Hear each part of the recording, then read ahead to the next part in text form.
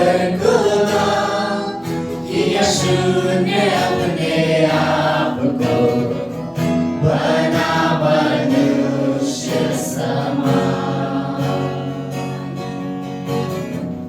तूने किया खाली अपने आप को, छोड़ी सारी महिमा। होकर खुदा किया शून्य अपने आप को, बना मनुष्य समान। बन गया दास समान, मृत्यु सही, हाँ मृत्यु क्रूस की, और हुआ सबसे महान।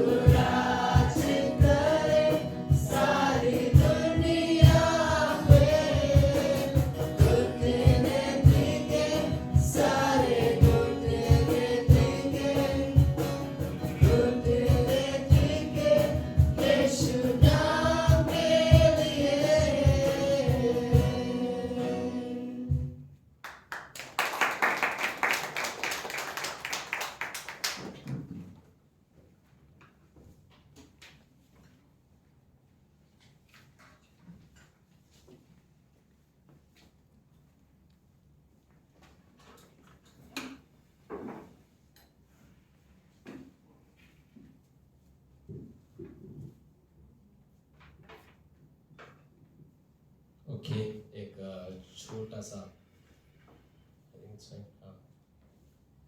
ओके, एक छोटा सा संदेश है। ओके, एक और अनाउंसमेंट है हम लोग जो अंधेरी में है उनके लिए भी, right? May be just 1 second, check, okay fine, sorry ये वहाँ से बंद करना है, फाइन, ओके। कल ये आगे इट्स ओके ओके, हम लोग जो अंधेरी में रहते हैं उनके लिए बड़ा खास है पता है? यहाँ पे हम लोग मैं नहीं रहता हूँ यहाँ पर, बट कल मैच है हमारा। लास्ट टाइम हमने ट्रॉफी लाया था पता है आपको, राइट? बड़ा सा ट्रॉफी, तो कल टर्फ में है, अंधेरी में ही है, सो कुछ लोग पिछली बार नहीं आ सकते थे, बट अगर कोई कल शाम को 4 बजे से चीयर अप करने आ सकते हो तो आप आ जाइए, राइट? तो एक बड़ा अच्छा समय रहेगा वहाँ पर भी, ओके? जितने लोग आ सकते हम लोग चीयर अप करने आ जाना चाहिए, राइट पास्टर? हम लोग बहुत खुश रहेंगे। ओके, वो जस्ट कुछ चीज़ें ऐसी। सो दूसरे राजा के तीसरे अध्याय से मैं फेथ ओबीडियंस, विश्वास से जो आज्ञा पालन होता है उस विषय में थोड़ी सी बात करना चाहूँगा। एक कहानी है और इस कहानी के बाद हम लोग कुछ बातों को सीखेंगे। दूसरे राजा के तीसरे अध्याय में, ओके, विश्वास से आज्ञा पालन जो होती है उसके विषय में यहाँ पर है। सो कहानी बहुत ही सिंपल है एक्चुअली, इसमें नाम थोड़े से हैं, बट मे बी मैं जस्ट 2-4 मिनट के अंदर इस कहानी को बताऊंगा, फिर उसके बाद कुछ चीज़ें जो हम लोग हर कोई इसमें से समझ सकते हैं और सीख सकते हैं। सो इज़राइल के देश में हर समय जो राजा वहाँ पर राज कर रहे थे, राइट? सो जो राजा था उनमें सबसे जो बुरा राजा था वो था अहाब राजा, ओके? सबसे बुरा राजा, सबसे क्रूर, जो ईविल था, जो बहुत दुष्ट था, वो था अहाब राजा। अहाब का एक बेटा है जिसका नाम है जेहोराम, ओके? सो अब एक समय आ जाता है जब अहाब की मृत्यु हो जाती है, तो उसका बाद कौन बनेगा राजा? उसका बेटा।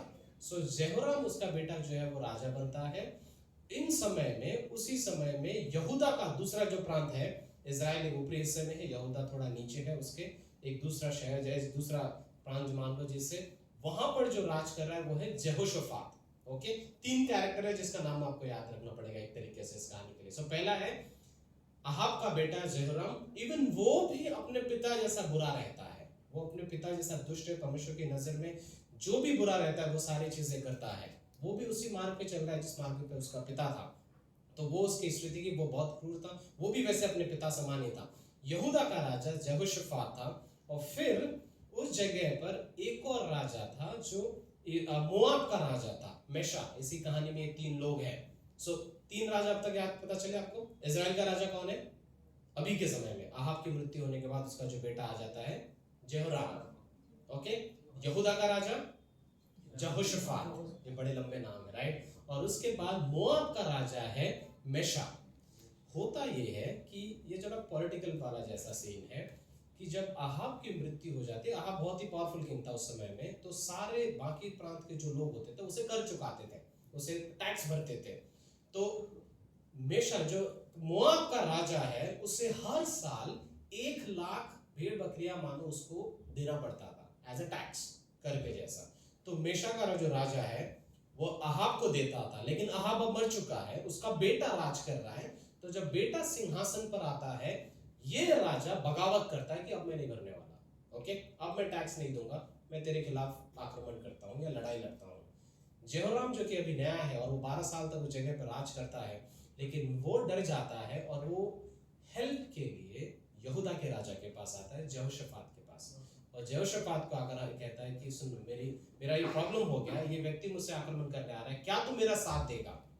तो यहूदा का राजा एक्चुअली मुझसे एग्री हो जाता है कि मैं तेरा साथ देता हूँ, हम तेरी सेना मेरी सेना, तेरे घोड़े मेरे घोड़े, एक होकर हम इसके सामने लड़ेंगे, इसके साथ लड़ते हैं। जो कि एक्चुअली परमेश्वर की नजर में सही नहीं था जेहोशाफात के लिए, ओके? परमेश्वर ने उसे कहा था एक तरीके से ये एग्रीमेंट नहीं करना था उसे उसके साथ, बट इस तस्वीर में जैसे हो जाती है, दोनों के दोनों मिलकर लड़ाई के लिए ईदोम की तराई में आते हैं, जहां पर उन्हें लड़ाई विल्डरनेस ऑफ ईडोम बोलते हैं, वहां पर जहां पर ईडोम का भी राजा है। ये तीनों लोग मिलकर इन जगह पर जैसे मोर्चा ले रहे हैं, मार्च कर रहे हैं आक्रमण के लिए। 7 दिन तक जब वो मार्च कर रहे हैं, उनके जो जानवर होते हैं, चीजें होती हैं, वो प्यासे पड़ जाते हैं और उनके पास पानी नहीं रहता है, राइट? इन सब के बीच में जब ये प्रॉब्लम हो जाती है कि अब हमारे पास पशुओं के लिए पानी नहीं, इंसानों के लिए पानी नहीं एक तरीके से, तब यहोशापात बोलते हैं, क्या तुम्हारे पास परमेश्वर का कोई आदमी है जो इसके बारे में कुछ कर सकता है, कोई सोल्यूशन निकाल सकता है? तो उसे बताते कि हाँ, एक व्यक्ति है एलाइशा जो परमेश्वर का दूत है, और वह परमेश्वर से बातें सुनता है और हमें वो जरूर बता देगा कि इसके लिए क्या करना चाहिए। तो ये लोग उसके पास चले जाते हैं, एलाइशा के पास, जो कि परमेश्वर का व्यक्ति है। ओके, आप समझ रहे हो? लड़ाई करने के लिए गए हैं, पानी कम पड़ गया, 7 दिन तक वो लोग मार्च कर रहे थे, काम कर रहे थे वहां पर, बड़ा पानी नहीं है जानवरों के लिए, और वहां कोई भी स्रोत नहीं है पानी का। तो एलिशा के पास जाते हैं, बट एलिशा के पास जब ये लोग आते हैं ना, तो एलिशा सामने से बोलता है कि तुम मेरे पास क्यों आते हो? तुम अपने देवी देवताओं के पास जाओ, तुम अपने मूर्ति पूजाओं के सामने जाओ, तुम्हारे लिए जो उपाय कर सकता है तुम करो। लेकिन जब उसे ऐसा पता चलता है कि यहोशापात भी इसमें मिला हुआ है, यहोशापात इस लोगों के साथ में आया है, तब बोलता है कि ठीक है, इसकी वजह से मैं तुम्हारी सुनता हूँ, क्योंकि यहोशापात तुम्हारे साथ है, जो कि परमेश्वर का राजा, एक तरीके से मैं तुम्हारी प्रार्थना को मानता हूँ। और फिर वहां पर एक उन्हें उत्तर देता है। ओके, और फिर 16वीं और 17वीं पंक्ति में ये कहानी पूरी है, आप लोग जो पढ़ सकते हो, जो मैंने फटाफट कहा है। इस जगह पर उससे एलीशा ये कहता है कि तुम जाओ और तुम्हें सिर्फ जो करना है वो है गड्ढे खोदो। इस रात के समय में तुम गड्ढे खोदोगे। और फिर एक्चुअली 16वीं और 17वीं पंक्ति में जस्ट पढ़ना चाहूंगा, और फिर उसके बाद हम लोग कुछ चीजें कहेंगे। वहां पर ये कहता है कि उसने उनसे कहा 16वीं पंक्ति में, इस नाले में तुम लोग इतना खोदो कि इसमें गड्ढे ही गड्ढे हो जाएं, क्योंकि यहोवा ये कहता है कि तुम्हारे सामने न तो वायु चलेगी, न हवा आएगी, न बारिश होगी, तो भी ये नाला भर जाएगा और तुम अपने गाय बैल और पशुओं समेत पानी पीओगे। और यहोवा की दृष्टि में, और यह यहोवा की दृष्टि में बहुत छोटी सी बात है, यहोवा मोआब को भी तुम्हारे हाथों में कर देगा। सो एलीशा ने उन्हें एक वादा दे दिया है कि तुम्हें एक कार्य करना है, पर परमेश्वर तुम्हारे विजय जरूर देगा। जस्ट इस कहानी में जो हुआ ये है कि एक जरूरत है। ओके, सो परमेश्वर के सामने एक जरूरत लेकर आते हैं, एलीशा एक उसका उत्तर देता है, बट उत्तर वो इस तरीके से नहीं देता कि तुम लोग जाकर सो जाओ, सब कुछ गॉड तुम्हारे लिए कर देगा। वो उनके लिए कार्य समाप्त दे देता है। ये प्रॉब्लम, एक समस्या है, बट एलीशा उन्हें एक उत्तर के रूप में उन्हें एक कार्य करने के लिए बोलता है, एक एक्ट, एक कोई कृति करने के लिए बोलता है। और ये कहता है कि तुम जाओ और जितने गड्ढे हो सकते हैं तुम खोदो। डिगिंग, यहाँ पे डॉक्टर स्टीवन का एक मैसेज है, डिगिंग डिचेस बाय फेथ बोलते हैं वो, राइट। और इस जगह पर वो जाते हैं, रात को जाते हैं और सारे गड्ढे खोदते हैं, बट परमेश्वर ने उनसे यहाँ पे एलीशा जैसे उसे कहता है, ना हवा चलेगी ना बारिश होगी, पर फिर भी सुबह के समय में तुम उसे भरा हुआ पाओगे। एंड देन वो एग्जैक्टली अगले दिन वैसा होता है। जब अगले दिन इस तरीके से होता है, सब कुछ सही चल रहा है, जो याद है जो एनिमी नेशन था, जो दुश्मन था, जिसने कहा था मैं आक्रमण करूंगा, मैं कर नहीं देने वाला, जो मेशा, जो मोआब का राजा था, उसके सेना जब आ रहे होते हैं तब उनको दूर से ही सूरज की रोशनी से पानी चमकती है, और जब पानी चमकने लग जाती है तो उसको वो लाल रंग का दिखाई देता है, खून के समान।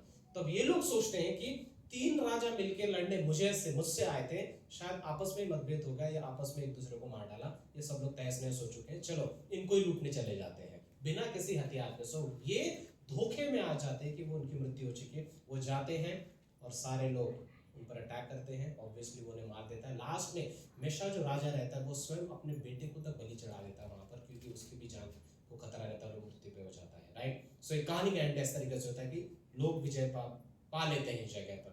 बट एप्लीकेशन के लिए, जस्ट हमारे सोचने के लिए, जो जिस तरीके से मैं सोच रहा था कि विश्वास के इस जगह पर, आई थिंक मुझे कहानी में चीज पसंद आती है कि उनके पास एक परेशानी थी, वो परमेश्वर के पास और परमेश्वर के जन के पास उससे लेकर गए, उसने एक उत्तर दिया, पर उस उत्तर में हमेशा एक कार्य रखा था। डिग योर डिचेस, बोलते हैं ना, तुम खड्डे खोदो, खड्डे खोदने का कार्य तुम्हारा है, उसे भरने का कार्य परमेश्वर का है, वो करेगा।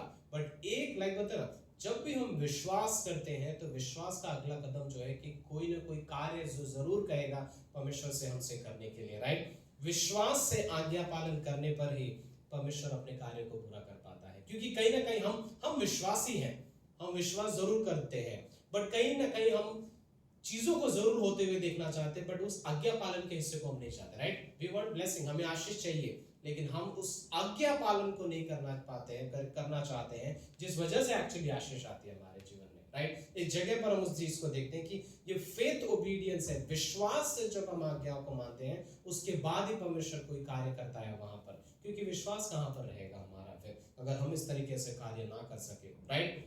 हम कहीं ना कहीं पर हम परमेश्वर को अपनी परिभाषा रखते हैं, कई बार परमेश्वर के लिए अपना सोच रखते हैं कि अगर विश्वासी होने के नाते मेरे जीवन में ये चीज़ें चल रही है, परमेश्वर को ऐसे ऐसे कार्य करना चाहिए और मुझे लगता है परमेश्वर को ये सही तरीका है, परमेश्वर ऐसे ही कार्य करना चाहिए। बट क्या हम परमेश्वर को सीमित नहीं कर रहे हैं अपने सोच से? आई थिंक गिनती का 23:19 बोलता है कि वह मनुष्य नहीं है कि वह हमारे जैसे सोचे, या वह इंसान नहीं है कि वो झूठ बोले, राइट? क्या अगर उसने कुछ कहा है तो क्या हम उसे ना करें? अगर उसने कोई चीज कहा है, आई थिंक इस विश्वास के जिस क्षण से हमने यीशु मसीह पर विश्वास किया, हम विश्वास से विश्वास की ओर बढ़ते रहते हैं। एंड एज अ बिलीवर, विश्वास होने के नाते हमारे पास हर समय हर दिन चुनौतियां आएंगी, जहां पर अगर हमें खड़े रहना है तो उसे विश्वास में खड़े रहना है, राइट? आपके पास आर्थिक परिस्थितियां आएंगी, क्या है आपके पास जिसके द्वारा आप कहोगे कि मैं खड़ा रहना चाहता हूँ? विश्वास है मेरे पास, राइट? अगर कुछ हेल्थ की समस्या आती है, हम क्या कहेंगे? किस वजह से हम लोग खड़े हैं? मेरा भरोसा है परमेश्वर पर, मेरा विश्वास है कि वो मेरे साथ है इस जगह पर। कोई अनबन चल रही, कोई इस बात की समस्या है जिससे आप शायद किसी को ना समझा सको, किसी से कह ना सको, पर कौन है आपके साथ उस समय में? परमेश्वर। और आप कहते हो कि मैं भरोसा करता हूँ, राइट? उसने जैसा कहा है वो वैसा होगा। प्रेरितों में वहाँ पे 28 में आई थिंक वो कहता है पौलुस यहाँ पे, जस्ट एज गॉड सेड, जैसे परमेश्वर ने कहा है वैसा ही इस जगह पर होगा। हम कई बार परिणाम पहले चाहते हैं, हम रिजल्ट पहले देखना चाहते हैं और फिर बोलते हैं, फिर अनुमान लगाएंगे, फिर आप आगे कदम उठाएंगे। तो परमेश्वर एक्चुअली ये कह रहा है कि तुम विश्वास करो और कदम आगे उठाओ, मैं तुम्हें संभालने के लिए उस जगह पर तैयार हूँ, राइट?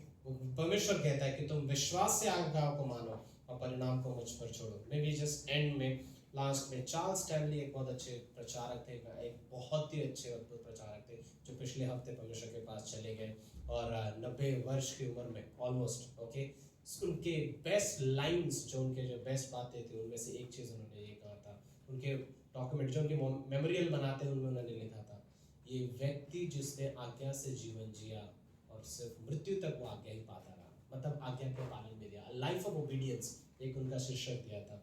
और उन्होंने एक्चुअली एक चीज कहा था, हर जगह पर एक चीज कहते थे अपने लोगों से, यू ओबे गॉड, तुम परमेश्वर की आज्ञा को मानो और आज्ञा मानने के बाद जो भी परिणाम होगा परमेश्वर उसके लिए जिम्मेदार है, right? You obey God and God will take care of the consequences, बोलते हैं ना, तुम परमेश्वर की आज्ञा को मानो और वो उसके परिणाम को संभाल लेगा। But you take your step, आप आगे बढ़ो, आप अपना कदम उठाओ परमेश्वर के लिए, राइट? कहीं ना कहीं पर जब हम उस विश्वास से आज्ञा मानते हैं तब हम उसके प्रोविजन को और उसके कार्य को हमारे जीवन में देख सकते हैं। चाहे कोई भी, आई थिंक यही तो बातें होती है, चाहे वो मैरिजेस में हो, चाहे वो दशमांश के लिए, चाहे हमारे नौकरी के लिए हो, चाहे हमारे किसी और चीज़ों के लिए हो, हम परमेश्वर को कार्य को तभी देख सकते हैं जब हम विश्वास को जगह पर रखते हैं और हम कहते हैं कि मैं विश्वास में खड़ा रहना चाहता हूँ, राइट? आई थिंक टाइप के लिए देते, दशमांश के लिए भी हम परमेश्वर को देते हैं, ये कहते हैं कि परमेश्वर मुझे विश्वास है, राइट? मुझे विश्वास है तू मुझे संभालेगा, इसीलिए जो तूने मुझे दिया है मैं उसका एक हिस्सा सिर्फ तुझे देना चाहता हूँ। जब हम देते हैं तब हम उसके प्रोविजन को समझ पाते हैं, उसके उपाय को देख पाते हैं कि वो किस तरीके से कार्य कर सकता है। मे बी जस्ट इसके बारे में एक छोटी सी कहानी है जो लास्ट में मैं बताऊंगा, बताना चाहता हूँ अभी। विलियम बूथ, वो साल्वेशन आर्मी का एक बड़ा साल्वेशन आर्मी उसने स्टार्ट किया था। साल्वेशन आर्मी क्या है? ये स्टूडेंट जैसे होते थे जो विश्व भर में जाके सुसमाचार प्रचार करते थे और सोशल वर्क जैसे भी चीज़ें करते थे। तो जो उनका जो स्टार्ट करने वाला था वो था विलियम बूथ। 14 साल की उम्र में ये लड़का, हमने बाइबल से कहानी सुनी, जस्ट बस ये कहानी मुझे बहुत अच्छी लगी कि विश्वास से कैसे एक जवान लड़का खड़ा रहता है, यंग लड़का जो 15-16 साल का है, 14 साल की उम्र में उसके फैमिली का बिजनेस फ्लॉप हो गया, खराब हो गया, तो उसे डैडी की हेल्थ खराब हो गई तो बिजनेस लॉस में चला गया। तो वो पॉन ब्रोकर जैसे बोलते हैं, जैसे एंटीक पीसेस बेचना ये सब होता था, वहाँ पर वो एज अ थोड़ा बहुत काम करने लग गया कि अपने परिवार को संभाले। 1 साल बाद उसके डैडी की मौत हो जाती है, पूरे परिवार का भार उस पर आ जाता है। उसी समय पर कोई 14 साल की उम्र में कोई उसे यीशु मसीह के बारे में कहता है, वो प्रार्थना करता है, बाइबल पढ़ता है, बस प्यार में पड़ जाता है यीशु मसीह के। और फिर संडे को सभा का बात आती है, संडे को चर्च में जाते हैं हर कोई, लेकिन ये जिस जगह पर काम करता था उसे वहाँ पर संडे को भी काम करवाते थे। और फिर थोड़ा टाइम तक झिकझिकाता रहा, लेकिन एक दिन आ गया जहाँ पर उसने अपने बॉस, जो कि एम्स करके उसके व्यक्ति का नाम था, एम्स को उसने जाकर कहता है, सुनो मैं सारे दिन काम, मैं रात के शनिवार के 12 बजे तक भी काम करूँगा, लेकिन मुझे संडे को छुट्टी दे दो, मुझे संडे को जाना है। और फिर जब उसने देखा कि वह लड़का थोड़ा ज़िद्दी है, उसने सोचा और बट उसके बाद उसने एक्चुअली सबके सामने, उसने अकेले में नहीं, ओपनली आकर सबके सामने बोला, देखो संडे को काम करना आज तक करते आ रहे हैं, कभी किसी ने बगावत नहीं किया, कभी किसी ने कुछ नहीं बोला, संडे को काम रुकेगा नहीं, जिसको करना है करो, जिसको छोड़ना है छोड़ो। एंड देन इवेंचुअली जब उसने अकेले में मिला कि आप क्या सच में ऐसा कह रहे हो, तो उसने बोला हाँ, अगर तुझे नहीं करना है तो तू चला जा, मैं कुछ नहीं कह सकता। वो एक्चुअली जॉब छोड़ देता है। एक अकेला लड़का जो 15 साल की उम्र में कुछ चंद पैसे कमाता था अपने परिवार को संभालने के लिए, अब उसके पास नौकरी भी नहीं है, ये रियल स्टोरी है, राइट? पैसे भी नहीं है उसके पास, और अब वो उस जगह पे खड़ा है, चौराहे पे खड़ा है, जहाँ पर कोई उसे नौकरी दे देगा, जहाँ पर लोग बाकी भी उसके ऐसे खड़े हैं, और फिर उस जगह पर चीज़ें होती हैं। एंड देन व्हाट हैपेंस, जानते हो क्या होता है? एम्स जो कि उसका बॉस था, 1-2 दिन के अंदर महसूस करता है कि उसका बिजनेस जो है थोड़ा घाटे में जा रहा है, और उसने अपना बेस्ट वर्कर जो था वो खो दिया था, इसी लड़के को, विलियम बूथ को। वो उसे फिर से मिलता है, चौराहे पे जाता है और विलियम बूथ को बोलता है, भले ही तू लड़का है, मुझे माफ़ करना, बट तू क्या मेरे वापस आएगा? तू मेरा सबसे बेस्ट वर्कर था, मुझे लाइक यू नो, वो देख सकता था कि गॉड काम कर रहा है उसके जीवन में भी, उसके बिजनेस में भी, उस चीज़ से। एंड देन वो हायर करता है। बट मुझे पसंद आया कि एक 15 साल का लड़का, 14 साल का लड़का स्टैंड लेता है अपने विश्वास के लिए, कहता है कि मुझे निर्णय लेना है, राइट? मैं फॉलो करना चाहता हूँ, मैं उसके पीछे चलना चाहता हूँ, और मैं इससे पीछे नहीं हटना चाहता। विश्वास था, बट कदम उठाया उसने, उसने निर्णय जरूर लिया। याकूब जैसे कहता है ना कि बिना कार्य के तुम्हारा विश्वास भी व्यर्थ है, राइट? उस जगह से हम इस बात को समझ सकते हैं, राइट? जस्ट लास्ट में यही वाक्य जो चार्ल्स स्टैनली ने एक्चुअली कहा था, और हम कल के क्लास में एक्चुअली कर रहे थे, राइट? वहाँ पे धर्मी जन अपने विश्वास से, अपने विश्वास योग्यता से जीवित रहेगा। बट जस्ट लास्ट में परमेश्वर की आज्ञा मानने की जिम्मेदारी हमारी है, उसके बाद जो होता है वो परमेश्वर संभालेगा। आमीन, आमीन। Thank you.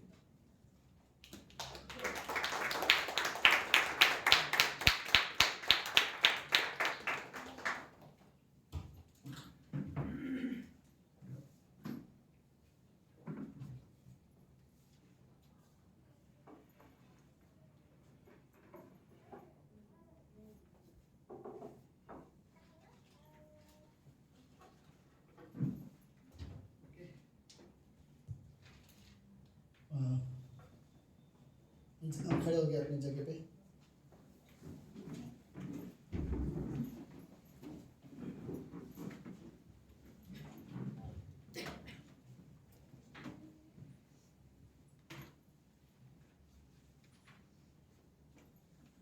भजन संहिता की किताब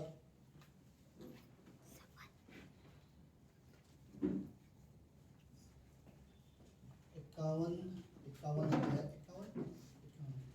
ओके।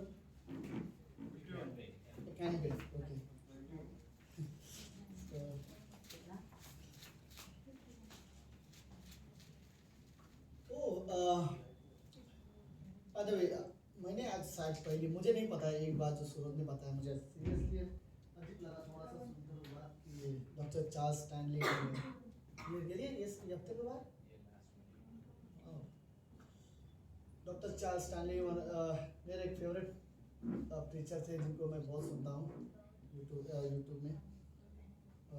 इनसाइट फॉर लिविंग उनका चैनल है, जिसमें उन्होंने बहुत अच्छे से संदेश प्रीच किए हुए 90 एज की उम्र में। एक अच्छे मैन ऑफ गॉड थे, बहुत अच्छे परमेश्वर के दास थे, राइट?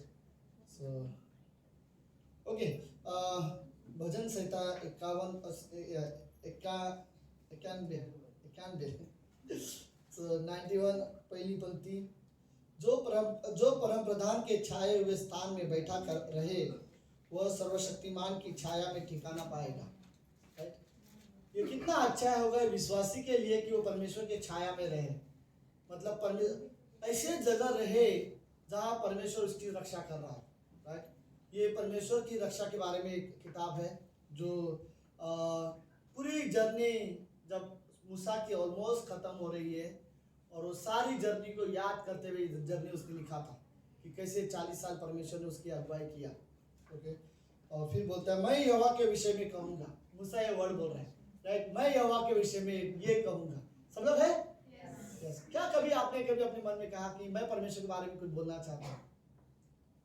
जरूरी नहीं उसके लिए मैं अलग से प्रिपेयर होके आओ या कुछ नहीं। जब किसी के साथ आप बात करो तो आप बोलो मुझे परमेश्वर के बारे में कुछ बोलना है, राइट? तो वो अपने जीवन के बारे में, अपनी गवाही के बारे में क्या बोलना चाहोगे? मूसा बोल रहा है मैं यहोवा के विषय में कहूँगा कि वह मेरा शरणग्रास और गढ़ है, वह मेरा परमेश्वर है, मैं उस पर भरोसा रखूंगा। राइट, वो मेरा परमेश्वर है, मैं उस पर भरोसा रखूंगा। राइट, आई थिंक ये वर्ड नॉर्मली कहना बड़ा इजी होगा, लेकिन हम सच में हम जीवन की कठिनाई में हो तब शायद ये वर्ड बोलना मुश्किल होगा। लेकिन तीसरी पंक्ति बोलते हैं कि वह तो मुझे बहेलियों के जाल से और महामारी से बचाता है, वह मुझे अपने पंखों के आड़ में ले लेगा और तू उनके पैरों के नीचे शरण पाएगा। उसकी सच्चाई तेरे लिए ढाल और झिलम ठहरेगी। तू न रात के भय से डरेगा, न उस तीर से जो दिन को उठता है, न उस मरी से जो अंधेरे में फैलती है, और न उस महारोग से जो दिन दोपहरी में उजाड़ता है। तेरे निकट 1000 तेरे दाहिनी ओर 10,000 गिरेंगे, परंतु वह तेरे पास न आएगा। परंतु तू अपनी आंखों से दृष्टि करेगा और दुष्टों के अंत को क्या होगा? दुष्टों के अंत को देखेगा। हे यहोवा, तू मेरा शरण स्थान ठहरा है।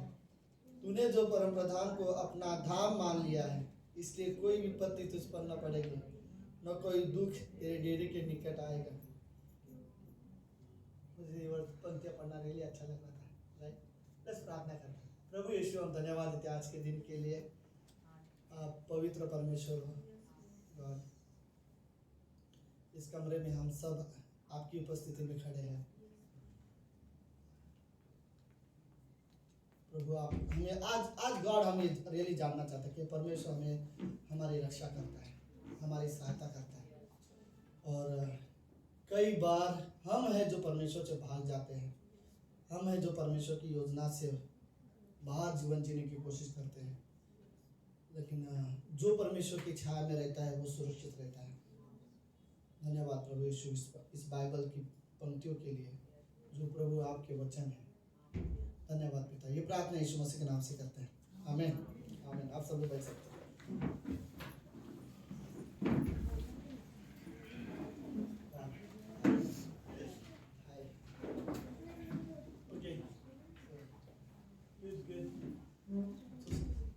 सबको मिला जगह? हाँ, मैं जस्ट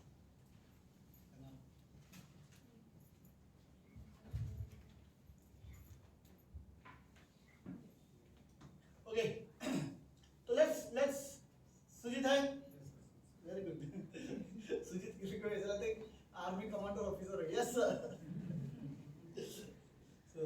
ओके लेट्स परमेश्वर हमसे रियली बहुत प्रेम करता है, वो हमारी रक्षा करना जानता है। और जब कभी तुम कठिनाई में हो, याद रखो परमेश्वर आपके पास है।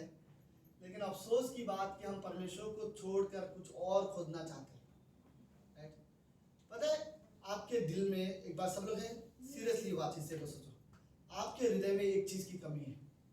जब परमेश्वर ने बनाया था एक इंसान को, शरीर प्राण आत्मा, जब एक पूरे इंसान को परमेश्वर ने बनाया, तो पाप के वजह से परमेश्वर इंसान के जीवन से एक चीज हमेशा के लिए चला गया, वो है परमेश्वर की उपस्थिति, परमेश्वर के साथ संगति। आदम और हवा ने पाप किया, उसके बाद वो एक चीज खोए थे, परमेश्वर को उन्होंने खो दिया था। पता है क्या हुआ? जब परमेश्वर को खो दिया तो उन्होंने परमेश्वर के जगह पे कोई भी चीज लाके रखने की कोशिश करने लगे। राइट, और कोई भी चीज कोशिश कर रहे हैं, कोई इस संसार की चीजों को लाने की कोशिश कर रहा है। मेरे लिए मेरा परमेश्वर पैसा होगा, मेरे लिए मेरा परमेश्वर मेरा मकसद होगा, मेरे लिए मेरा परमेश्वर मेरी जिंदगी होगी, मेरा अच्छा जिंदगी होगा, मेरे लिए मेरा और क्या हो सकता है। राइट, कईयों के लिए मेरे लिए मेरा परमेश्वर कहीं मेरी गर्लफ्रेंड ना बन जाए या कहीं मेरा बॉयफ्रेंड ना बन जाए। राइट, मेरे लिए कुछ और मेरा परमेश्वर बनने की कोशिश करते हैं। राइट, कई बार कुछ लोगों के सपने देखना गलत नहीं है, लेकिन रियली मैं ये वर्ड बोलना चाहता हूँ, कहीं आपके सपने आपका परमेश्वर ना बन जाए। राइट, कि आप उस सपनों में खाली अपने बारे में सोच रहे हो, ना कि परमेश्वर के बारे में। तो हमने खोया परमेश्वर को और हम परमेश्वर के जगह कहीं और चीजों को रखने की कोशिश कर रहे हैं। राइट, और फिर हम सोचते हैं कि कोई भी चीज हमें संतुष्ट कर सकती है, लेकिन थोड़े समय के लिए, हमेशा के लिए कोई संतुष्ट नहीं कर सकता। अगर मैं आपको सुनो, यीशु मसीह पर अगर आप विश्वास करते हो तो सिर्फ यीशु मसीह है जो आपको संतुष्ट कर सकता है। अगर यीशु मसीह आपको संतुष्ट नहीं कर सकता तो इस दुनिया में कोई नहीं जो आपको संतुष्ट कर सके। राइट, आप कभी नहीं संतुष्ट हो जाओगे। अगर यीशु मसीह ने आपको संतुष्ट नहीं कर पाया तो आप कभी, कितना भी पैसा हो, आप संतुष्ट नहीं रहोगे। कितना भी अच्छा जीवन साथी आपको मिल जाए, आप संतुष्ट नहीं रहोगे। कोई भी चीज आप जीवन में हासिल करो, आप संतुष्ट नहीं रहोगे अगर यीशु मसीह आपके जीवन में नहीं। अगर वो दूसरी तरह अगर कुछ भी चीज आपके पास ना भी हो, लेकिन अगर यीशु मसीह को आपने ग्रहण किया हो, आप संतुष्ट हो अपने जीवन में, आप खुश हो, ये जानते हुए कि मेरा उद्धार करता है यीशु मसीह। अय्यूब के जीवन में मुझे एक चीज रियली बहुत अच्छा लगता है। अय्यूब ने 10 बच्चे एक दिन में खोया, उसकी पत्नी उसे छोड़ के चली गई, उसके दोस्त उसके पास आए तो सिर्फ उसे ताने मारने के लिए और उसे बुरा बोलने के लिए। कोई उसके साथ खड़ा नहीं था, सारी प्रॉपर्टी उसका चला गया था, कुछ भी नहीं था, यहाँ तक कि उसका खुद का शरीर भी उसका साथ नहीं दे रहा था, उसके शरीर में भी बीमारियों से, फोड़ियों से भरा हुआ था। कुछ कॉलेज ये भी बिलीव करते कि जब वो रास्ते में फोड़ियों के साथ जब रास्ते में वो गिरा पड़ा था तो कुत्ते भी आके उसके फोड़ी को चाट के चले जाते थे। इस हालात में अय्यूब अपनी जिंदगी जी रहा था। जो खास दोस्त उसके पास आए तो भी वो उसे बुरा बोलने के लिए कि तूने कुछ गलत किया रहेगा इसलिए तेरे साथ गलत हो रहा है। लेकिन अय्यूब के जीवन में आखिरी शब्द क्या था? मैं जानता हूँ मेरा उद्धारकर्ता जीवित है। मैं जानता हूँ मेरा परमेश्वर आज भी जीवित है। और यह अय्यूब के वर्ड्स है, राइट, कि अय्यूब ने सब कुछ जाना लेकिन वो जानता है मेरा उद्धारकर्ता आज भी जीवित है। आई थिंक ये बात रियली हमें ये समझने की जरूरत है, कौन आपको सच में सुरक्षित रख सकता है, राइट। ओके ठीक है, मैं मानता हूं कि इस कमरे में 100% इस कमरे में सब परमेश्वर में विश्वास करते हैं। यीशु मसीह में विश्वास करते हो? यस। लेट्स क्यों आज सम्मानने का जवाब यीशु मसीह में विश्वास करते हो तो, राइट। तो क्या यीशु मसीह आपके लिए पापों के लिए मारा गया? आप विश्वास करते हो? चलो और एक वर्ड बोल देते, यदि हम मरे तो क्या हम यीशु मसीह को मिलेंगे? राइट। क्या जीवन की किताब में हमारा नाम लिखा है? क्या ये रियली बहुत खुशी होगी जब यीशु मसीह हमारे सामने होगा, हम उसे देखेंगे। इससे बड़ा और क्या आनंद है इस धरती पर, और क्या कारण है हमारे जीने का, राइट। ये जानते हुए कि जब भी हम जाएंगे तो हम यीशु मसीह के सामने रहेंगे, राइट। लेकिन मैं आपको एक चीज और बोलना चाहता हूँ, अगर आप ये विश्वास करते हो तो ये बहुत अच्छी बात है, लेकिन अपने विश्वास की रक्षा करो, राइट। कहीं ऐसा ना हो कि आपका विश्वास में आप भटक जाओ, राइट। कहीं ऐसा ना हो कि आपके विश्वास में आप डगमगाने लग जाओ, राइट। कहीं ऐसा विश्वास ना हो कि आप इस कमरे में हाँ बोल रहे हो लेकिन उस विश्वास में आप जीवन नहीं जी रहे हो, राइट। ये जानते हुए कि आप सच में उद्धार यीशु मसीह से प्रेम करते हो, राइट। कोई नहीं है जो आपको सच में, अब कोई नहीं है आपके जीवन को बदल सकता है जो यीशु मसीह आपके जीवन को बदल सकता है, राइट। कोई आपके जीवन में परिवर्तन नहीं लेके आ सकता सिवाय यीशु मसीह के, राइट। यीशु मसीह आपके जीवन में परिवर्तन लेके आ सकता है। तो परमेश्वर वो है, मूसा ने एक चीजें देखा कि परमेश्वर वो है जो हमारे जीवन को पूरी तरह से बदल सकता है, राइट। परमेश्वर वो है जो हमें सुरक्षा देता है, हमें रक्षा करता है, राइट। ये कितना अच्छी बात है कि हमारा परमेश्वर हमारी रक्षा करता है, राइट। हमारा जीवन अनंत के लिए हम सुरक्षित हैं। पता है एक बात, जीवन की किताब में जो नाम लिखा गया है, इमेजिन करो कि अगर ये जीवन की किताब है, जस्ट इमेजिन करो अगर ये जीवन की किताब है, स्वर्ग में जीवन की किताब है और इसमें नाम लिखा हुआ है किसी का भी, राइट। इस किताब में से नाम मिटाने की ताकत इस धरती पर किसी का भी नहीं है, किसी का भी। मैं आपको बात बताऊं, आपका खुद के अंदर भी नहीं वो ताकत कि आप वो नाम मिटा सको जो यीशु मसीह ने स्वर्ग में आपके लिए आपका नाम लिखा है जीवन की किताब में। किसी की भी ताकत नहीं है, शैतान की ताकत नहीं है उस किताब में नाम मिटाने का, दुष्ट आत्माओं की ताकत नहीं है, इस संसार में किसी के पास भी ताकत नहीं है। इस संसार का कोई कंप्यूटर में हैक नहीं कर सकता स्वर्ग की किताब का, इस किताब को हैक नहीं कर सकते, यहाँ से तुम्हारा नाम कोई चोरी नहीं कर सकता, राइट। जो परमेश्वर ने एक बार विश्वास करने वालों का नाम जीवन की किताब में अगर नाम लिखा होगा उसका नाम कोई मिटा नहीं सकता, राइट। और इस तरह से परमेश्वर हमारी सुरक्षा करता है कि तुम विश्वास कर रहे हो, मैं तुम्हें तुम्हारे उद्धार को सुरक्षित रखूंगा। आपको पता है हम विश्वास करते हैं और हम उद्धार पाते हैं और हमारे उद्धार की रक्षा करने का अधिकार परमेश्वर को है, राइट। वो हमारे उद्धार की रक्षा करता है, इसलिए हम अपना उद्धार नहीं खो सकते, वो हमें सुरक्षित रखता है, राइट। उसने बोला है जब वो देगा तो अनंत जीवन देगा, राइट। और ये वादे के साथ बोला है उसने कि मैं तुम्हें जो कोई विश्वास करेगा वो कभी नाश नहीं होगा पर क्या पाएगा?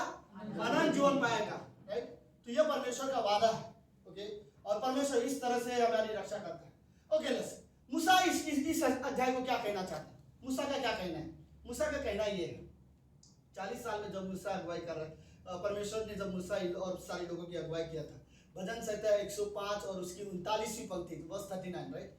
39वीं पंक्ति में लिखा है, दाऊद उसमें कहता है कि जब इजरायलियों को परमेश्वर अगुवाई कर रहा था तो धूप बादल उनके ऊपर आते थे, राइट। दिन के समय में बादल और रात के समय में क्या होता था? आग का खंभा होता था। तो ये क्या होता था मैं आपको एक बात बताता हूँ, जब मिस्र देश से वो लोग छूटे और वादे के देश में जब जा रहे थे 40 साल तक, जब भी वो दोपहर के समय में यात्रा कर रहे थे इजरायली लोग, जब दोपहर के समय में ये सारे समझिए इजराइल लोग हैं, तो दिन के समय में जब भी ये यात्रा करेंगे उसी समय दिन के समय उनके सिर के ऊपर जो करीब करीब 20 लाख लोग थे उनके ऊपर बादल छाया हुआ रहता था।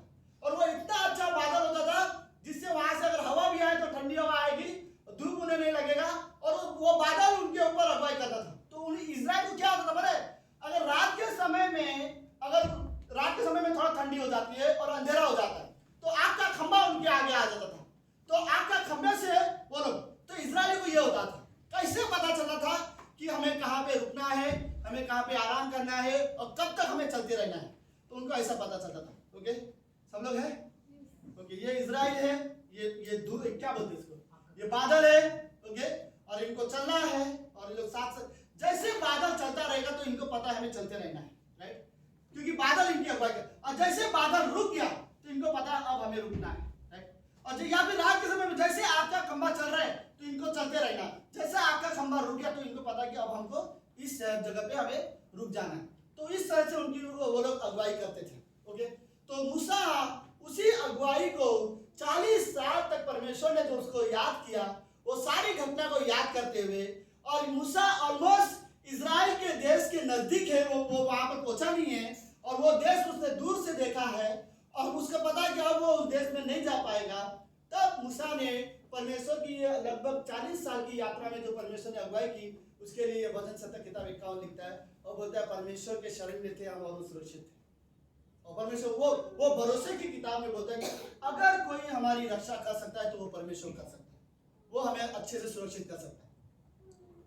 ओके, और कुछ चीजें जो कल की क्लास में हम लोग बात कर रहे थे, योना की किताब सबको पता है? योना कौन से गांव में गया था सुसमाचार प्रचार करने के लिए? निनवे शहर में। सब लोग हैं? ओके, आप लोग मुझसे बात करना, मैं आपसे कुछ सवाल पूछता रहूंगा, ठीक है। निनवे शहर में योना को परमेश्वर ने बोला प्रचार करने जाने, तो योना क्या कर रहा था? भाग रहा था। कहां पे भागा था? तार्शीश को भाग गया था, राइट। परमेश्वर ने उसे क्या किया? वहां से उठा के जिस जहाज में वो गया वहां पे क्या हो गया था? तूफान आ गई, राइट। और फिर क्या किया उन लोगों ने क्या किया? पानी में उठा के फेंक दिया, राइट। और फिर वो क्या होता है वहां पे? मछली उसे खा लेती है। और 3 दिन वहां पर योना क्या करता है? प्रार्थना करता है। फिर परमेश्वर से मछली के पेट से बाहर निकालता है। फिर वो यात्रा करके वहां जाता है और फिर वहां जाके प्रचार करता है। प्रचार करता था। निनवे शहर में क्या हो जाता है? सारे लोग बदल जाते हैं, सारे लोग, यहाँ तक कि राजा भी अपने घर के आंगन में आ जाता है, राजा भी अपनी कुर्सी पे नहीं बैठता, सारे प्रजा आ जाते हैं, राख लेते, बदन में मारते हैं, गोनी के कपड़े पहनते हैं, रो रो के परमेश्वर से प्रार्थना करते हैं, परमेश्वर हमें क्षमा कर, राइट। और परमेश्वर क्या करता है? सबको क्षमा कर देता है। तो यही योना की कहानी है। ओके, समझ है? अब मैं आपको कुछ इंटरेस्टिंग चीज बताना चाहता हूँ जो योना की निनवे शहर के बारे में है, जो कि कल के क्लास में हमने सीख रहे थे। ओके, तो ये योना की कहानी है। ओके, और निनवे शहर के 1,20,000 से ज्यादा जो लोग थे, सभी ने उद्धार पाया। परमेश्वर ने उन्हें सुरक्षित। निनवे शहर इजराइल का हिस्सा नहीं था, वो अशूर का हिस्सा था, जो बाद में जाके अशूर का राजधानी बना। निनवे इजराइल का शहर नहीं था, लेकिन हुआ ये 100 साल के बाद, ओके, निनवे के शहर के लोग दोबारा मूर्ति पूजा करने लगे। 100 साल के बाद उन्होंने दोबारा अपने रीति रिवाज के अनुसार जीवन जीने लगे। वो लोग ने परमेश्वर के पीछे चलना छोड़ दिया। क्या कारण हुआ?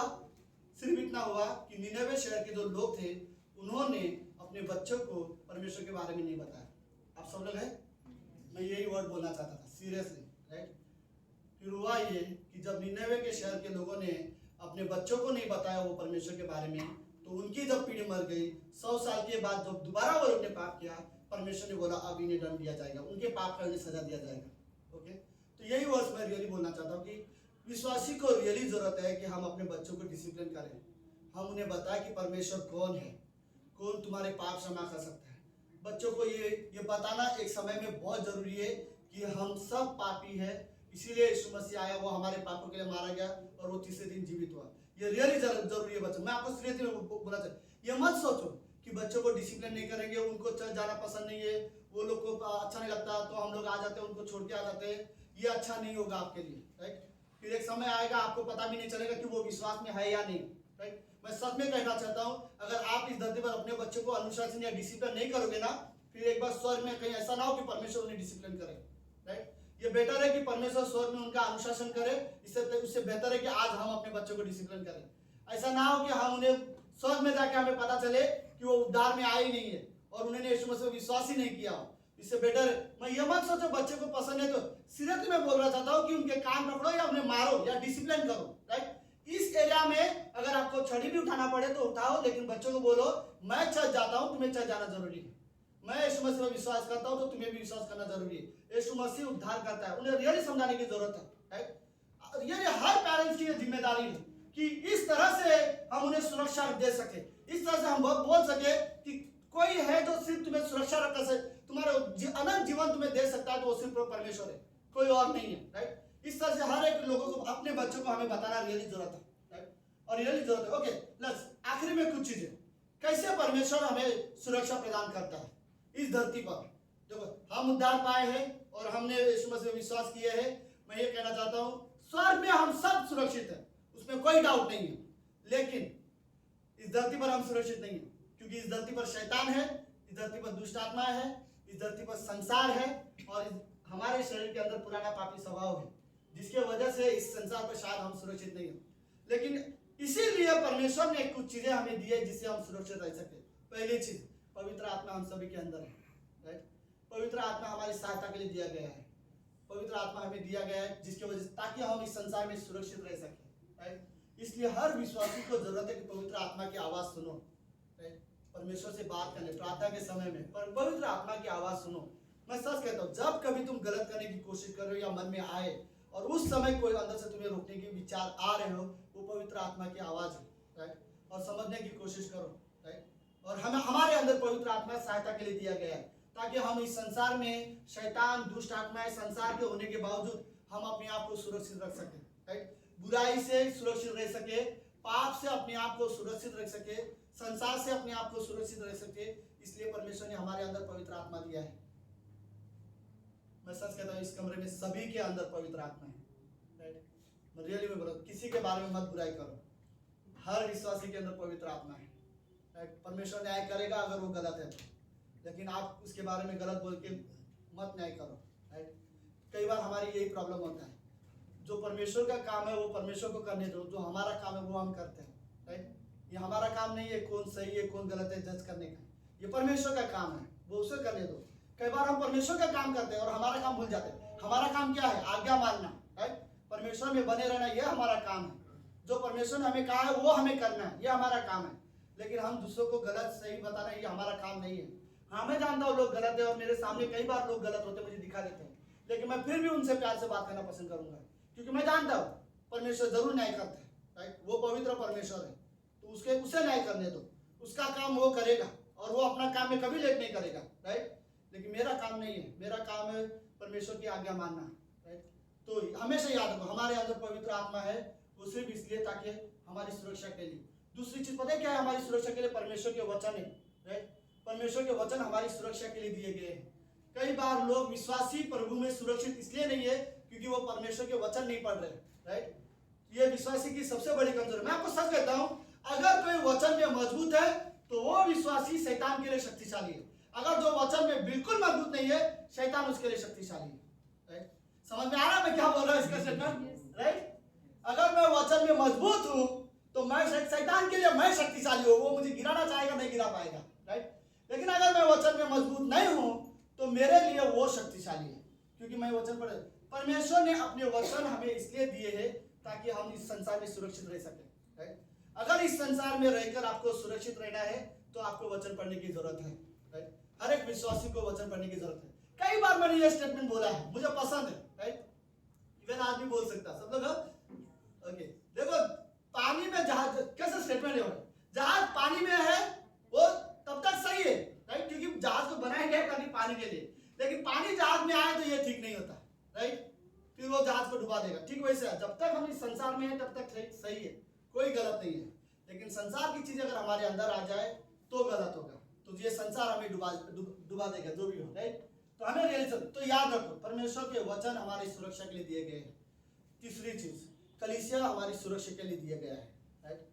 हम इतनी आसानी से कलीसिया नहीं मिस कर सकते। कलीसिया हमारी सुरक्षा के लिए दिया गया। क्यों प्रभु यीशु मसीह ने बड़ा स्ट्रांगली पतरस से वर्ड कहा, पतरस मैं अपनी कलीसिया बनाऊंगा, राइट। मैं चट्टान, जो वर्ड उसने किया, तू पतरस है लेकिन मैं तुझे बताऊं मैं चट्टान पर, क्योंकि पतरस का नाम का मतलब होता है पत्थर।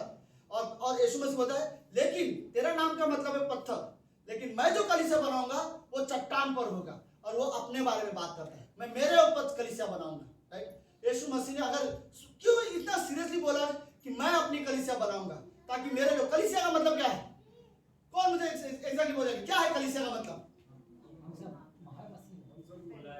बुलाए गए लोग, राइट। कलीसिया का मतलब होता है खाली इक्लीसिया, राइट, जिसका मतलब सिंपल यूनानी में इक्लीसिया बोलते हैं, जिसका मतलब है बुलाए हुए लोग। पता है क्या मतलब है? इस कमरे में अगर जो भी 25, 30, 35 लोग बैठे हो, सुनो, इसका मतलब यह है परमेश्वर ने बुलाए लोग हैं आपको, राइट। और यीशु मसीह में विश्वास करके आए हुए लोग हैं। ये कलीसिया है कि यीशु मसीह ने इस संसार पर जो करोड़ों लोग हैं, उनमें से जो यीशु मसीह में विश्वास करते हैं, उन्हें परमेश्वर यीशु मसीह ने बुलाकर एक जगह पर आराधना के लिए जमा किया है। और उसका मतलब है जहां पर जो लोग आराधना कर रहे हैं, परमेश्वर बोलते हैं ये मेरे बुलाए हुए लोग हैं, राइट, और हम उसके बुलाए हुए लोग हैं। तो इसीलिए विश्वासी के लिए जरूरत है कि हम कलीसिया मिस ना करें, जिसको हम दूसरा वर्ड पता है क्या बोलते हैं, बॉडी लाइफ। हमें एक दूसरे की जरूरत है, राइट। मुझे रियली जरूरत है, हमें एक दूसरे की जरूरत है। जो भी यहाँ पे वर्शिप करता है मुझे उसकी बहुत जरूरत है। पता है क्यों? क्योंकि मैं यहाँ पर वर्शिप कभी नहीं कर सकता, राइट। जो भी यहाँ पर बाकी लोग हैं, हमें एक दूसरे की सच में जरूरत है। कलीसिया में हमें एक दूसरे की प्रार्थना की जरूरत है, एक दूसरे को उत्साहित करने की जरूरत है, एक दूसरे को हमें प्रेम करने की जरूरत है। सच कहता हूँ, इस कमरे में भी शायद बाहर अपने घर में जाकर कोई रियली स्ट्रगल कर सकता है, रियली चिंता में रह सकता है, लेकिन कलीसिया में आकर आप उससे प्रेम से बात करो, उन्हें अच्छा लगेगा। किसी को भी आप बोलो ना तो आप बहुत अच्छे लग रहे हो, अच्छा लगा, आपको देख के मुझे अच्छा लगा, वो आदमी सच में खुश होगा। लेकिन मैं वर्ड ऐसा नहीं बोल रहा हूँ बोलने के लिए, मैं हम बताना चाहता हूँ कि सच में खुश हो एक दूसरे के लिए। हमें बताना चाहिए हमें एक दूसरे की सच में जरूरत है। हम वो लोग हैं यीशु मसीह ने बुलाए हुए लोग हैं, राइट। ये कलीसिया यीशु मसीह के बुलाए हुए लोग हैं। तो ये याद रखो कि कलीसिया जो बॉडी लाइफ है, ये हमारी सुरक्षा के लिए परमेश्वर ने दिया है। ओके, अगली चीज जो हमें दिया है, यीशु मसीह हमारे सुरक्षा के लिए है। पता है कैसे? आज भी यीशु मसीह स्वर्ग में हमारे लिए प्रार्थना कर रहा है, राइट। तो यीशु मसीह हमारी सुरक्षा के लिए है। जो यीशु मसीह ने हमारे लिए योजना बनाता है, इनके लिए क्या अच्छा होगा, यीशु मसीह योजना बनाता है और स्वर्गदूतों को हमारी रक्षा के लिए भेजता है, राइट। और वो हमारी अगुवाई करता है। यीशु मसीह ने पवित्र आत्मा जो यीशु मसीह के विचार है वो हमसे बात करता है, राइट। तो यीशु मसीह है जो हमारी अगुवाई के लिए बोलते ना, हमारी सुरक्षा के लिए यीशु मसीह हमें दिया गया है।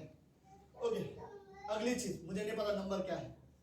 Okay, number, very good. अगली चीज मैंने जो डॉक्टर स्टीवन के क्लास से सुने थे, वो मैं वही पॉइंट आप लोगों को बता रहा हूँ, राइट। अगली चीज पता है क्या है? आत्मिक माता पिता हमारी कवरिंग है, राइट। हमारे सुरक्षा के लिए परमेश्वर ने दिया है। अगर आपके माता पिता विश्वास में है, आत्मिक है, मैं आपको सच कहता हूँ, सुनो उनकी बात, राइट। सीरियसली सुनो उनकी बात। पता नहीं क्यों कारण है, यीशु मसीह ने या बाइबल में एक ही जगह पर कहा गया है कि तुम्हारी उम्र बढ़ सकती है, और वो जगह है जब कोई अपने माता पिता का आज्ञा का पालन करेगा। बाइबल में ये आशीष है, जो अपने माता पिता का आज्ञा पालन करेगा वो इस धरती पर ज्यादा समय तक जिंदा रह पाएगा, राइट। तो ये पता नहीं है क्यों आशीष है, पर ये एक ही आशीष है, जो माता पिता के आज्ञा का पालन करेगा परमेश्वर ने। भाई इफिसियों का 6वां अध्याय उसकी पहली पंक्ति, उसमें साफ साफ लिखा है, जो माता पिता का आज्ञा का पालन करेगा परमेश्वर से, वो इस धरती पर लंबे समय तक जीने पाएगा, राइट। तो माता पिता हमारे लिए कवरिंग है, राइट। तो हमें जरूरत है। ओके, सेकेंड लास्ट, ओके, परमेश्वर का प्रेम हमारे लिए कवरिंग है, राइट। जो परमेश्वर का प्रेम है वो हमें सुरक्षित रखती है। प्रेम के वजह से वो हमें सुरक्षित रखता है। परमेश्वर क्यों हमारी रक्षा करना चाहते हैं? सिर्फ इसलिए क्योंकि वो हमसे प्रेम करता है, राइट। मैं आपको सच में कहना चाहता हूँ, इस धरती पर हो सकता है आपसे बहुत लोग हो सकते हैं जो आपसे बहुत प्रेम कर सकते हैं, राइट। लेकिन सच कहता हूँ, परमेश्वर से बेहतर कोई नहीं करेगा आपसे प्रेम, राइट। और मैं आपको ये भी कहना चाहता हूँ, किसी को भी परमेश्वर से ऊपर मत आने दो अपने जीवन में, राइट। मैं आपको एक बात बताऊँ, परमेश्वर से ऊपर कोई भी चीज आपके जीवन में आएगा, कहीं ऐसा ना हो कि वही आपका परमेश्वर बन जाएगा, तो मत बनने दो। सबसे पहले आपके जीवन में अगर कोई इंपॉर्टेंस होगा तो वो परमेश्वर, बाकी कुछ नहीं। पता किसी प्रीचर ने एक स्टेटमेंट, किसी प्रीचर ने, हमारे ग्रेड के किसी प्रीचर ने एक स्टेटमेंट बोला है, कई सारे लोग पता कैसी वाइफ ढूंढना चाहते हैं। दीपक है तो यहाँ पे ये बेचारा है हमारा। ओके, इवन कई सारे स्त्रियां भी हो सकती है, जब पुरुष भी। पता अपने जीवन साथी कैसे ढूंढना चाहते हैं? मैं ऐसी जीवन साथी ढूंढना चाहता हूँ जो मुझसे सबसे ज्यादा प्यार करे। मैं अगर क्या होगा अगर मैं ये वर्ड बोलूं कि ये गलत है? सीरियसली, कई बार लोग आदमी ये सोचते हैं मुझे अच्छी पत्नी चाहिए। हम ऐसा क्यों नहीं सोच सकते मैं अच्छा पति बनना चाहता हूँ, राइट। कई बार स्त्री ये सोचते हैं कि मुझे अच्छा पति चाहिए। बेटर है ये सोचो ना कि मैं कैसी पत्नी बन पाऊंगी, क्या मैं अच्छी पत्नी बन पाऊंगी, राइट। तो कई बार लोगों को ये लगता है कि मुझे सबसे ज्यादा प्रेम करने वाला पति चाहिए या सबसे ज्यादा प्रेम करने वाली पत्नी चाहिए। मैं आपको एक सिंपल वर्ड बताऊं, सबसे ज्यादा परमेश्वर से प्रेम करने वाला व्यक्ति ढूंढो, राइट। अगर वो परमेश्वर से डेफिनेटली प्रेम करता है, वो डेफिनेटली आपसे प्रेम करेगा, राइट। अगर वो परमेश्वर के प्रेम के प्रति विश्वास हो गया है, वो आपके प्रति विश्वास हो गया रहेगा। अगर वो परमेश्वर के प्रेम के प्रति विश्वास हो गया नहीं है, फिर वो आपके प्रति विश्वास हो गया नहीं रहेगा, राइट। फिर हालातें बदल देगी, राइट। हालातें प्रेम बदल सकती है, लेकिन अगर वो सच में परमेश्वर से प्रेम करता है तो काफी है। तो मैं ये अर्ज करना चाहूंगा कि अपने लिए ऐसा प्रेम व्यक्ति ढूंढो जो परमेश्वर से प्रेम करता हो। अगर वो परमेश्वर से प्रेम करता हो, वो डेफिनेटली आपसे प्रेम करेगा, राइट। और वो बहुत सारी चीजें ऐसे गलत चीजें हैं जो वो नहीं करेगा, वो विश्वास हो गया रहेगा जाने का, अगर वो परमेश्वर से प्रेम करने वाला व्यक्ति है। तो किसी को अगर ये सोचना है मुझे अच्छी वाइफ बनना है, मुझे अच्छा पति बनना है, तो सिंपल मुझे सबसे ज्यादा परमेश्वर से प्रेम करना है, राइट। तो बाकी सारी चीजें सही। ओके बस आखिरी पॉइंट, आखिरी में नम्रता इंसान को सुरक्षित रखती है, राइट। नम्रता हमें सुरक्षित रख सकती है, पता किससे? घमंड से, राइट। एक नम्रता एक व्यक्ति को घमंडी बनने से उसे सुरक्षित रख सकता है, राइट। तो ये चीजें जरूरी है। अगर आप नम्र हो तो आप सुरक्षित रह सकते हो। वाह, छोटा प्रीचर बनेगा लगता है। ओके सब लोग है, ओके लेट्स क्लोजिंग आखिरी में, ओके। तुम्हें अगर आप रियली नम्र हो तो आप घमंड से सुरक्षित रहोगे, राइट। आई थिंक मुझे पता नहीं, मुझे मेरे लाइफ में ना ये वर्ड प्रैक्टिकली बोलना चाहूंगा। यहाँ से प्रीचिंग करना बड़ी आसान की बात होती है, अच्छे अच्छे वर्ड बोलना बहुत आसान होता है, पर मुझे प्रैक्टिकली कई बार ऐसा लगता है कि नम्र बनना सच में कठिन हिस्सा है, राइट। इस बाइबल में मुझे अपने आप को नम्र बनाना सच में हार्ड लगता है, राइट। लेकिन मैं ये भी वर्ड बोलना चाहता हूँ, जब आप परमेश्वर को जानोगे तो आप नम्र बन सकते हो। सुनो मैं आपको उदाहरण देता हूँ। अगर मैं अपना कंपेयर दीपक के साथ करूँ, मैं कभी नम्र नहीं बनूंगा। मुझे लगता है इससे तो बेहतर मैं हूँ, राइट। उससे बेहतर तो हूँ, उससे तो अच्छा हूँ, कहीं ना कहीं तुलना कर। लेकिन जब मैं अपने आप को परमेश्वर के सामने देखूंगा, मैंने इससे बेहतर नहीं, राइट। इसके जितना पवित्र मैं नहीं हूँ। जितना ये प्रेम करता है उतना मैं नहीं कर सकता, जितना वो धर्मी है मैं नहीं हूँ, मैं पापी हूँ, राइट। जब ये बात पतरस ने जाना यीशु मसीह को, पतरस बोलता है प्रभु तू यहाँ से चला जा, मैं पापी हूँ, राइट। उसने और ये मैं बोलना चाहता हूँ, ये पतरस की नम्रता थी कि वो जानता था ये जो हमारे साथ नाव में है ये अलग है, ये पवित्र है, हम इसके हमारे जैसा नहीं है, राइट। हम इसके जैसे नहीं है, हम गलत है। और वो जानता था कि यीशु मसीह जो उस नाव में है वो रियली पवित्र है, राइट। सो हमें रियली जरूरत है कि जानने की परमेश्वर ने सुरक्षा के लिए ये चीजें हमारे जीवन में रखे हैं, राइट। पवित्र आत्मा हमारी रक्षा के लिए है, कलीसिया हमारी रक्षा के लिए, परमेश्वर के वचन हमारी रक्षा के लिए है, आत्मिक माता पिता हमारी रक्षा के लिए है, और क्या था? यीशु मसीह हमारी रक्षा के लिए है, परमेश्वर का प्रेम हमारी रक्षा के लिए है, और नम्रता हमें रक्षा करती है। जो नम्र बनता है वो सुरक्षित रह सकता है। आमीन। लेट्स प्रार्थना करते हैं। प्रभु यीशु हम धन्यवाद देते हैं आज के दिन के लिए और एक सुंदर समय के लिए। आप रियली पवित्र परमेश्वर हैं, आप रियली पवित्र हो गॉड। थैंक यू गॉड, हमारा परमेश्वर जो हमसे बहुत प्रेम करता है, जो हमारी रक्षा करता है। प्रभु मैं प्रार्थना करना चाहता हूँ गॉड, आप रियली हमारी रक्षा करो और आप हमें सुरक्षित रखो पिता। इस कमरे में हमें रियली नम्र बनना सीखा, हमें इस बॉडी लाइफ को एंजॉय करना सिखाओ प्रभु यीशु।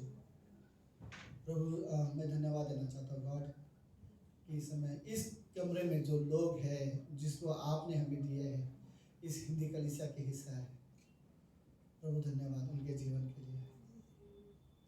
धन्यवाद प्रभु यीशु, आप रियली पवित्र परमेश्वर हो। प्रार्थना यीशु मसीह के नाम से करते हैं, आमीन आमीन।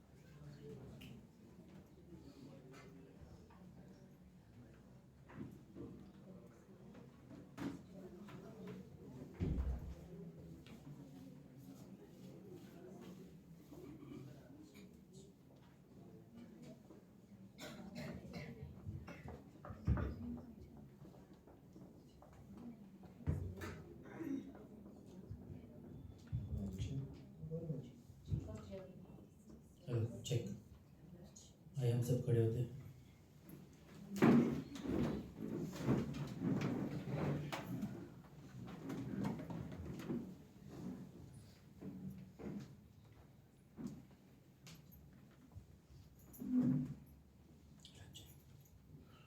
संडे था अच्छा था? जिसने शादी नहीं की हम प्रे क्या करना पैसे नहीं बता थे। अच्छा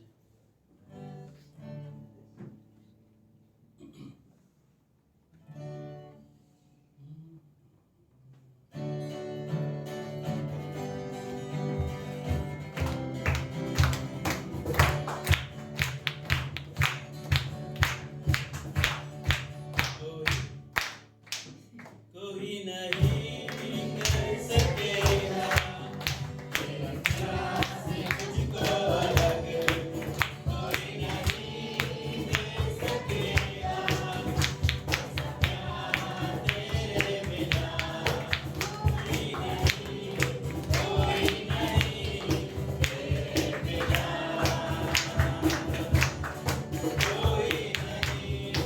कोई नहीं तेरे बिना।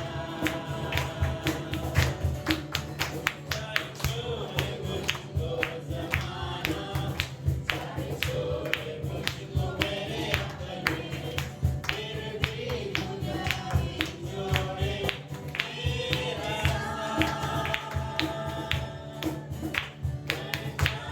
सागर से गहरा, अंबर से ऊंचा, फिर भी खुदा ही जोड़े मेरा कोई नहीं तेरे बिना,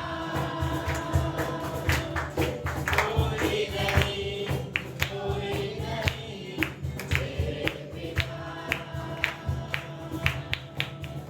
ना जीवन ना मृत्यु, ना स्वर्ग दूत ना शैतान, ना वर्तमान ना भविष्य, ना ऊंचाई ना गहराई, ना जीवन ना मृत्यु, ना स्वर्ग दूत ना शैतान, ना वर्तमान ना भविष्य, ना ऊंचाई ना गहराई, कोई नहीं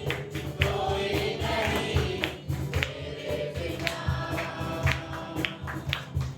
कोई नहीं तेरे बिना,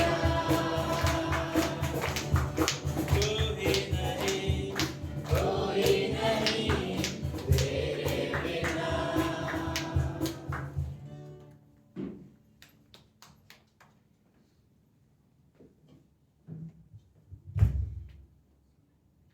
ओके तो हमें ये रियली देखने की ज़रूरत है कि हम परमेश्वर में विश्वास करते हैं, लेकिन हमें उन चीज़ों को सुरक्षा की भी रखने की ज़रूरत है, राइट। आनंद को सुरक्षित रहना चाहिए, वरना ऐसा ना कि हम प्रभु में आनंदित नहीं होता। पता है दाऊद ने पाप करने के बाद परमेश्वर से क्या कहा? मुझे मेरे उद्धार का आनंद वापस दे। क्योंकि उसको पता था उद्धार तो नहीं खोऊंगा, लेकिन ये एक विश्वासी हूँ और मैंने उद्धार पाया है, इसकी खुशी नहीं है मेरे अंदर। और जब ये खुशी नहीं होती है, तब जो उसने बसीबा के साथ पाप किया था वैसे गलतियां हम करते हैं, राइट? और दाऊद बोलता है मुझे उद्धार का आनंद वापस दे, ताकि मैं वापस इंजॉय करना सीखूं, राइट। और वो बोलता है कि मेरे अंदर से तेरे आत्मा को अलग मत कर, राइट। मैं नहीं चाहता कि ये पवित्र आत्मा जाए और मैं तेरे साथ संगति को मिस करूं। पाप की वजह से परमेश्वर के साथ संगति टूट सकता है, राइट। लेकिन वो दाऊद जानता है, राइट, मुझे मेरे उद्धार का आनंद वापस दे। मुझे याद है बाइबल में 2 जन ने परमेश्वर से चीज मांगी। दाऊद बोलता है मुझे मेरे उद्धार का आनंद वापस दे, और सिमसोन बोलता है मुझे मेरी ताकत वापस दे, मुझे मेरे बाल वापस दे, राइट, ताकि मुझे वो ताकत आए। तो सिंपल ये है, दाऊद ने वो आनंद खो दिया था और सिमसोन ने वो ताकत। इस कमरे में मुझे नहीं पता हम क्या खोए, राइट। जिस इंसान को ऐसा लगता है कि अगर आपने कुछ खोया है, प्रभु मुझे पहले जैसा विश्वास वापस दो, राइट। पता है दाऊद एक व्यक्ति ने क्या बोला था परमेश्वर ने? प्रभु मैं विश्वास तो करता हूँ लेकिन मेरे अविश्वास में मदद कर, राइट। और परमेश्वर रियली सहायता करता है। तो हमें रियली जरूरत है कि हमारा उद्धार जानते हैं आनंदित है, लेकिन हमारा आनंद भी सुरक्षित हो, हमारा विश्वास सुरक्षित हो, हमारे जो उसके ऊपर निर्भर है, राइट, वो सुरक्षित रहे। क्रिश्चियन विश्वासी जीवन हम सुरक्षित में, इस संसार में हम सुरक्षित रह सके, राइट, और हम एक दूसरे के लिए रियली प्रार्थना कर सके, राइट। बस प्रार्थना करते हैं। प्रभु यीशु, हम धन्यवाद देते हैं आज के दिन के लिए। परमेश्वर, आप रियली पवित्र परमेश्वर, हम आपके सामने आते हैं, आपकी उपस्थिति इस कमरे में है, हम जानते हैं प्रभु। हमारे लिए, एटलीस्ट हमारे लिए, आप कभी मजाक में नहीं उड़ाए जाते, चाहे वो प्रार्थना हो, आराधना हो, वचन हो। प्रभु, हम इन चीज़ों को सीरियस लेते हैं प्रभु। ये चीज़ें यही है, आराधना ये एक ऐसी चीज़ है प्रभु जो हम जीवन भर करने वाले हैं। इवन स्वर्ग में भी प्रभु हम आराधना करने वाले हैं, क्योंकि हम स्वर्ग में आपको देखेंगे, और फिर आराधना तो अपने आप हमारे हृदय से निकलेगा। धन्यवाद प्रभु यीशु। प्रभु, मैं प्रार्थना करता हूँ इस कमरे में गॉड, आप हमारी सुरक्षा करने वाले परमेश्वर हो प्रभु। आप हमारे रियली रक्षा करो। अगर कोई इस कमरे में रियली स्ट्रगल कर रहा है अपने जीवन में, मुझे नहीं पता क्या परेशानी उनके लाइफ में, अगर कोई भी चीज़ हो, कोई भी चीज़ की उन्हें चिंता हो, यीशु मसीह आप उनकी रक्षा करो। हम चाहते हैं प्रभु कि हम आपके शरण में आए और आप हमारी रक्षा करो पिता परमेश्वर। कोई भी चीज़ की कोई चिंता हो, कोई परेशानी हो, कोई डर हो जीवन में प्रभु यीशु, आप हमारी रक्षा करो पिता, आप हमारी रियली रक्षा करो प्रभु यीशु। धन्यवाद पिता परमेश्वर। हम अपने जीवन को आपके हाथ में देना चाहते हैं पिता प्रभु। हम हमेशा हमेशा आपके लिए विश्वास योग्य बने रहना चाहते हैं प्रभु यीशु। प्रभु, हमें सिखाओ प्रभु इस धरती पर रहकर कि हम कैसे अपने आप को आपको दे दें, कैसे आप अपने आप को आपके अधीन करें प्रभु यीशु, कैसे आराधना करें, कैसे आपकी महिमा करें पिता। आप रियली हमें सिखाओ पिता।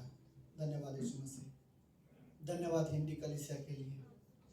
इस कलीसिया को मैं आपको धन्यवाद देना चाहता हूँ पिता। धन्यवाद पिता, जो विश्वास योग्यता के साथ लोग आते हैं यहाँ पर। धन्यवाद प्रभु यीशु। ये प्रार्थना यीशु मसीह के नाम से करते हैं, आमीन।